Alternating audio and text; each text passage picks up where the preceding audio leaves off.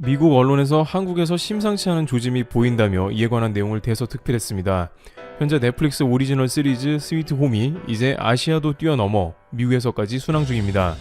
네이버 웹툰에서 2017년 10월부터 연재된 스위트 홈을 기반으로 한 넷플릭스 오리지널 시리즈가 싱가포르, 태국, 베트남, 대만, 필리핀과 같은 곳에서 모두 1위를 했고 중동에서도 사우디나 아랍에미리트에서 2, 3위에 올라서면서 그야말로 전세계를 제패하는 모습이 나왔습니다. 스위트홈을 본 글로벌 팬들은 이제 좀비물이 다소 식상하기도 해서 뭔가 더 재밌는 걸 찾았는데 다양한 몬스터들이 등장하고 파격적인 스토리, 등장 배우들의 열연 등으로 더욱 재밌어졌다면서 아시아를 뛰어넘어 말 그대로 전세계로부터의 인기몰이를 한 것입니다. 결정적으로 스위트홈은 초대형 시장 미국에서 넷플릭스 TV쇼 부분 3위를 기록했습니다. 아시아 최초일 뿐만 아니라 현재 이 자체가 매우 큰 의미를 갖는다고 풀이되고 있습니다. 왜냐하면 넷플릭스 본사에서 한국으로 더욱더 엄청난 자금이 쏟아질 것으로 보이는 것인데요. 넷플릭스 오리지널 시리즈가 이제 한국에서 대거 만들어지는 공식으로 연결되기 때문입니다. 넷플릭스는 지금까지 한국을 아시아의 주요 허브로 여기며 다양한 드라마 제작을 지원해왔습니다. 미국에서 OTT 1위 업체의 막강한 자금력이 있기 때문에 한국에서 제작을 엄두도 못 내는 제품을 밀어줍니다. 스케일이 큰 킹덤 같은 경우에는 회당 제작비가 20억에 이르는데 이 같은 제작비는 넷플릭스나 되어야 가능합니다. 넷플릭스는 글로벌 플랫폼이기 때문에 킹덤 한 작품으로 전 세계에서 수익을 발생시킬 수 있기 때문입니다. 한국은 좋은 콘텐츠를 만들고 넷플릭스는 다시 글로벌 수익금을 한국에 투자하는 선순환이 일어나는 것입니다. 넷플릭스는 이와 관련해 한국 콘텐츠가 세계적으로 확산될 수 있었던 주요 배경에는 넷플릭스의 역할이 있었다면서 넷플릭스가 한국 콘텐츠 제작을 위해 지난 2015년부터 약 5년간 투자한 금액은 약 7,700억 원이라고 밝혔습니다. 여기서 미국 언론은 이런 흐름을 캐치하고 한국의 드라마가 세계적인 현상이 되고 있다는 데 관심을 표했습니다. 미국 디지털 매체 바이스는 올해 한 해 한국 드라마의 인기가 전 세계적으로 증가했다고 최근 보도했는데요. 바이스는 2020년 넷플릭스에서 가장 인기가 있었던 한국 드라마를 소개하면서 올 한 해 넷플릭스를 통한 아시아권의 한국 컨텐츠 시청량이 크게 증가했다고 전했습니다. 이어 넷플릭스의 자료에 따르면 지난해 대비 한국 컨텐츠 시청량은 아시아 지역에서 약 4배, 미국, 캐나다, 포르투갈, 스페인 등 북미와 유럽에서는 약 2.5배 증가했다고 구체적인 수치를 설명했습니다. 이 매체는 그러나 한국 컨텐츠의 확산은 코로나19 사태로 인한 이동 제한 조치와 맞물려 이뤄졌다고 분석했습니다. 코로나 사태로 인해서 사람들이 집에서 할 수 있는 영상 매체 시청 시간이 크게 증가했는데 중요한 것은 많은 사람들은 이제 볼만한 컨텐츠만 본다는 것입니다. 넷플릭스의 컨텐츠 양은 실로 엄청나게 방대하기 때문에 그것을 일일이 보는 것은 불가능합니다. 또한 시간 내서 봤는데 생각보다 재미가 없는 경험도 싫은 것이죠. 바로 이때 한국의 킹덤 같은 기존의 재미가 보장된 한국 TV 시리즈가 크게 역할을 한 것입니다. 아시아 시장에서 큰 인기를 얻고 있던 한국 드라마가 다양한 매체로부터 노출이 잦아지며 시청이 급증한 거죠. 인터넷 커뮤니티의 A씨는 넷플릭스를 수년간 봐온 사람으로 콘텐츠는 많은데 볼 게 없다거나 막상 새로운 시리즈를 시작하기 부담스럽다고 전합니다. 바로 이럴 때 뭔가 보증된 브랜드 같은 것이 필요한 것이죠. 미국에서는 이러한 한국 붐이 생기기 시작했다는 것입니다. 한국을 달고 나오면 볼만하다는 느낌이 반복된 것이죠. 2019년 미국 영화계를 뒤흔들어 놓은 봉준호 감독의 기생충은 한국 브랜드를 미국에 침투시켰습니다. 방탄소년단의 BTS는 이제 빌보드 가수 중에 일부만 가능하다는 음반을 내면 1위에 오르는 자리까지 갔습니다. 그러다 보니 한국 키워드가 붙는 작품은 관심을 훨씬 많이 받게 되며 또 실제 재미가 있다는 것입니다. 재미가 있다 보니 많은 시청자들은 SNS 등을 통해 작품을 소개하고 입소문을 내게 되는 것입니다. 헐리우드 스타들조차 BTS 팬이라고 밝히고 있으며 한국의 기생충을 꼭 보라고 홍보했던 것이죠. 한편 스위트홈을 연출한 이응복 PD는 가장 한국적인 것이 가장 세계적인 것으로 생각하는데 한국적인 정의, 믿음, 가족의 우정 이런 것들이 발현돼 괴물과 싸우는 이야기에 사람들의 반응은 어떨까 궁금했다. 세계적으로 소통되는 부분에 감사하고 있다면서 이번 스위트홈에 대한 소감을 전하고 있습니다. 김구 선생이 가장 한국에 있었으면 했다는 문화의 힘이 이제 세계시장으로 꼽혀간다는 맥락인데요. 미국 디지털 매체 바이스는 봉준호 감독의 기생충을 비롯해 방탄소년단의 빌보드 차트 석권 등 한류가 세계적 문화현상으로 자리 잡았다면서 이제는 영화는 물론 TV 시리즈로도 한류 현상이 확장되고 있다고 덧붙였습니다. 이것은 말뿐이 아니라 실제 한국의 컨텐츠 몸값이 수직 상승하는 계기가 되는 조짐이 보이고 있습니다. 바로 대형 계약이 잇따라 발생하고 있다는 것입니다. 그리고 강대국 간의 다툼으로도 번질 수도 있다고 하는데요. 바로 중국에서 미국과 경쟁 관계 가운데 한국 TV 시리즈 판권을 사들인 경우가 처음으로 등장한 것입니다. 넷플릭스가 가져갈 걸 중국이 웃돈을 얹어서 빼갔다는 다소 믿기 힘든 소식도 들려온 것이죠. 그런데 중국은 최근 사드로 인해서 중국 내 한국의 방송은 사실상 송출이 중단된 지 3년이 넘은 상황입니다. 또한 넷플릭스의 킹덤에서 나온 한복 인기가 치솟자 자국 드라마에 한복을 베껴서 투입시키는 등 한국의 문화 콘텐츠를 시샘 질투하면서 오히려 그것을 자기 것이라 억지 주장하는 모습만 보여왔습니다. 따라서 어차피 중국에서 방송도 안 하는데 어떤 한국의 TV 시리즈를 계약했으며 왜 그랬나도 궁금해지는데요. 그것은 시그널과 킹덤의 김은희 작가가 내년에 TVN을 선보일 지리산 판권을 계약한 것입니다. 중국의 글로벌 OTT 플랫폼 아이치를 통해 전세계 각국에서 동시 방영되는 계약을 한 것입니다. 정확한 금액은 알 수 없으나 일각에서는 판권만 300억 원 정도라는 말이 돌고 있을 정도입니다. 여기서 다시 한번 부각되는 것은 왜 넷플릭스가 아니고 어떻게 중국의 아이치가 판권을 샀는가인데요. 그것은 아이치가 판권을 매우 비싸게 주고서라도 반드시 한국 컨텐츠를 가져가겠다는 의지를 보였다는 것입니다. 가치 있는 작품을 자신의 플랫폼에 걸겠다는 것이죠.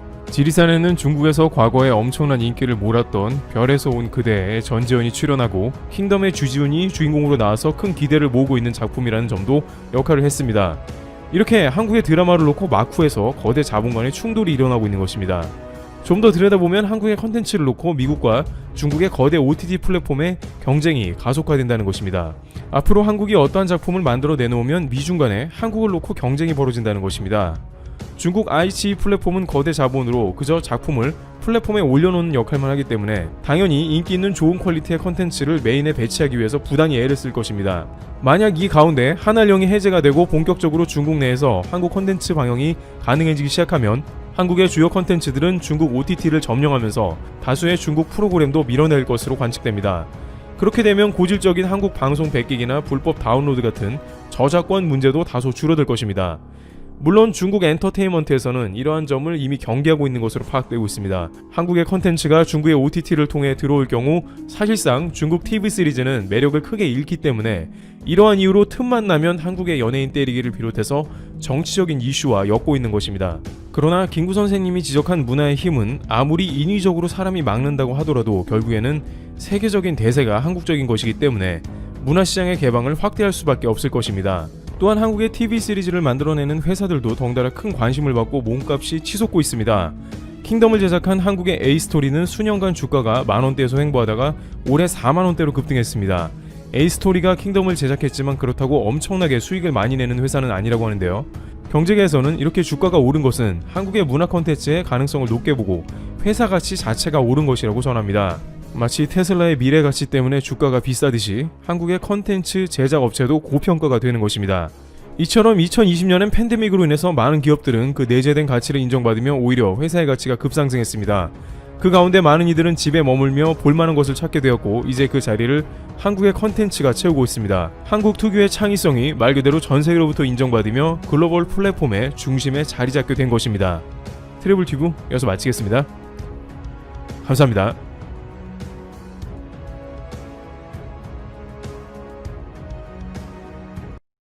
일본은 주변 여러 나라들과 영토 분쟁을 벌이고 있습니다.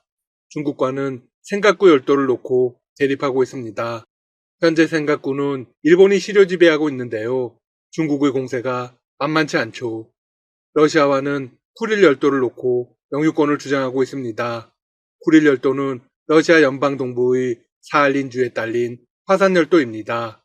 캄차카 반도와 일본의 홋카이도 사이에 줄지어 있으며 태평양과 오호츠크해를 나누는 경계가 되죠. 1875년 이래 일본에 소속되었다가 제2차 세계대전 후 샌프란시스코 강화 조약에 따라 러시아에 귀속되었습니다. 일본은 러시아에게 쿠릴 4개 섬을 돌려줄 것을 요구하고 있습니다. 물론 러시아는 그럴 마음이 전혀 없습니다. 쿠릴 열도가 종전 후 국제법 합의에 따라 합법적으로 러시아에 귀속되었다며 반환불가 입장을 고수하고 있죠. 이에 양국 간에는 아직 평화조약이 체결되지 못한 상태입니다. 아베 전 총리가 푸틴 대통령을 집요하게 설득해서 대화가 어느 정도는 풀리나 했습니다. 그런데 지난 1일 러시아가 쿠릴 4개 섬의 지대공 미사일 방어 시스템인 S-300 훈련을 사상 처음으로 실시했습니다. 이는 일본 언론들이 대단히 긴급하게 다룬 기사이기도 합니다. 이 미사일 시스템은 중국 국경에 가까운 러시아 극동의 유대인 자치주에 배치되어 있던 것을 이송한 것입니다. 러시아 방송국 역시 쿠릴 4개 섬에서 미사일 시스템을 가동하는 장면을 방송했습니다. S-300은 사거리가 약 400km로 전투기와 미사일 등을 쏘아 떨어뜨리는 대공 방어가 목적입니다. 러시아판 패트리엇 시스템이라고도 불리죠. 러시아는 이번 대형 미사일 시스템 배치가 앞서 배치한 단거리 토르 M2 미사일 시스템의 보강 차원이라고 설명했습니다. 러시아의 광폭 행보는 여기서 끝이 아닙니다. 쿠릴 열도의 방어를 강화하기 위해 이 지역 군부대에 주력 전차를 배치하기로 했습니다. 러시아가 방어 태도를 극도로 강화한 이유는 무엇일까요? 너무나 명확합니다. 쿠릴 열도를 양보할 생각이 손톱만큼도 없다는 것이죠. 일본 언론들 역시 러시아가 쿠릴 4개의 섬의 군비를 강화해 시료 지배를 강화하려는 의도를 가지고 있다고 해석했습니다. 러시아 정부의 행보에 일본 정부는 즉각 반발에 나섰습니다. 쿠릴 열도에 대한 일본의 입장과 정면으로 상충해 받아들일 수 없다. 러시아가 행동에 돌입한 시점도 문제입니다. 스가 총리와 푸틴 대통령은 지난 9월 29일 전화로 정상회담을 개최했습니다. 당시 쿠릴 열도 문제를 포함한 평화조약 체결 협상을 계속한다고 합의했습니다. 하지만 협상 2달여 만에 러시아가 뒤통수를 쳐버린 것입니다. 확실한 사실은 일본이 원하는 걸 얻지 못할 거라는 사실입니다. 일본은 쿠릴 열도에서 떨어지는 작은 콩고물이라도 받아먹을 수 있으면 다행인 상황이 되었습니다. 일본은 중국에게도 된통당하고 있습니다.